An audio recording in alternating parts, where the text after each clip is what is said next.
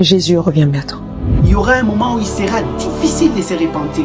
Si Jésus revenait là maintenant, tout de suite, est-ce que tu aurais l'assurance d'aller avec lui? Quand Jésus a dit, quittez la fer, vous ne connaissez pas l'heure. Mais quand vous allez voir la désolation de l'abomination être établie dans le lieu saint, il dit quand vous allez voir l'abomination rentrer dans le lieu saint, sachez que c'est le temps.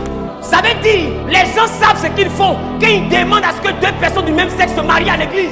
Parce que leur problème pour que le monde s'arrête, c'est que l'abomination rentre dans l'église. C'est une prophétie. Vous ne pouvez pas empêcher ça. Ça va arriver. Il y aura des hommes dits de Dieu qui vont épouser deux hommes. C'est une prophétie.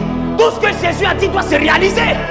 Votre moralité ne peut pas empêcher ça. Ce que votre moralité peut faire, c'est de vous empêcher d'être dans ça. Vous allez dans les Écritures, vous allez découvrir que Enoch est le 7e patriarche en partant d'Adam. Donc si vous partez d'Adam, vous comptez jusqu'à Enoch, vous allez vous rendre compte que Enoch est le 7e patriarche.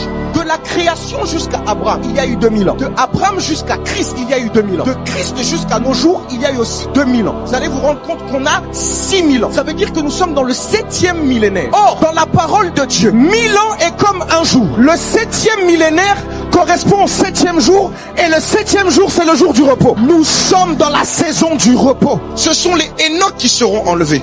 Comment cela va se passer? À un signal donné, à la voix d'un archange, au son de la trompette, en un clin d'œil.